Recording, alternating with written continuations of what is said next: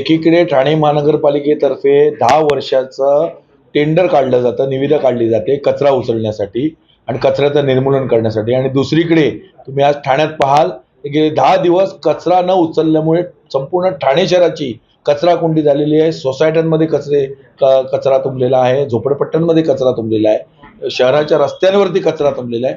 हे ठाणे महानगरपालिकेचं अपयश आहे आणि यांची संपूर्ण जबाबदारी ही सन्माननीय उपमुख्यमंत्री आणि माजी मुख्यमंत्री ठाण्याचे पालकमंत्री एकनाथ शिंदेंची आहे आणि त्यांच्या मंत्रिमंडळातील सर्व सहकाऱ्यांची आहे, त्यांच्या पक्षातील सर्व ठाण्यातील आमदारांची आणि खासदारांची आहे.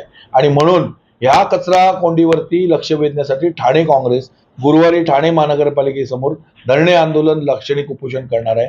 एकीकडे नागरीकरण वाढतंय, क्लस्टर आणतायत, FSI विकतायत, आणि दुसरीकडे त्या FSI मधून निर्माण होणारं नागरीकरण यांना नागरी सुविधा पुरवण्यामध्ये ठाणे महानगरपालिकेची सत्ताधारी गेल्या 25 वर्षात अपयशी ठरलेले आहेत. आणि म्हणून हा दोष कोणाचा? हा दोष त्यांचा, आणि या संपूर्ण प्रकरणाची चौकशी ह्या झाली पाहिजे. आणि म्हणून कचरा जो पडलेला आहे तो कचरा कधी उचलणार, कचऱ्याची प्रक्रिया कशी राबवणार, याकडे लक्ष वेधण्यासाठी आम्ही परवा गुरुवारी ठाणे महानगरपालिकेसमोर ठाणे काँग्रेसचे कार्यकर्ते आंदोलन करणार. ठाणे शहर ह्याला एक ऐतिहासिक परंपरा आहे. ठाणे शहर हे प्रमुख शहरांमधलं एक शहर म्हणून घडलं जातं आणि आहे. नाशिक, पुणे, मुंबई, नागपूर ह्याच्यानंतर ठाणे शहराचं नाव यामध्ये घेतलं जातं नवी मुंबईच्या धर्तीवरती.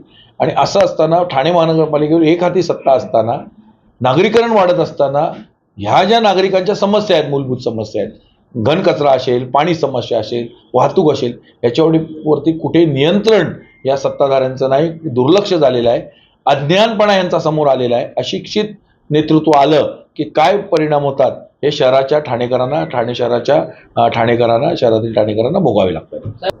अजिबात मी असं म्हणणार नाही प्रशासनाची ह्याच्यामध्ये काही चूक नाही. जे प्रशासक बसले गेलेले आहेत त्यांच्याकडे ओसाड गावची पाटीलकी करायला दिलेली आहे. हे प्रशासक बसण्याआधी सगळा पैसा संपलेला आहे. त्यांना कसरत करावी लागते. उलट या प्रशासकांना आत्ताचे आयुक्त आहेत सौरभराव किंवा त्याच्या आधीची बांगर, लोकांचे पगार द्यायचे, पाणी बिलं भरायचे, त्यांना बिचाऱ्यांना कसरत करावी लागते. यांनी संपूर्णपणे ठाणं लुटून नेलेलं आहे. एकीकडे तिकडे अर्थसंकल्पीय अधिवेशन होत आहे, त्याच्यामध्ये निधी वाटला जातो एक दुसऱ्याला, त्याच्यावरती चर्चा होते, परंतु कुठल्याही नेत्याला महाराष्ट्रातल्या शहरांच्या संदर्भातल्या ज्या नागरी सुविधा आहेत त्याच्याबद्दल बोलण्यासाठी वेळ नाही. अर्थसंकल्पीय अधिवेशनात उलट इथे आमदार आहेत, संजय केळकर असतील, सरनाईक साहेब असतील, एकनाथ शिंदे असतील किंवा जितेंद्र आव्हाड यांनी प्रामुख्याने प्रश्न तिथे उचलले पाहिजेत. लोकसभेमध्ये मस्केंनी हिंदुत्व जरा बाजूला ठेवून ठाणे शहराबद्दल घनकचरा व्यवस्थापनाची काय व्यवस्था आहे, पाणी व्यवस्था आहे, याच्या संदर्भात कशी निधी आणली जाईल किंवा याच्यावरती काय उपाययोजना केली याच्या संदर्भात भाष्य केलं पाहिजे.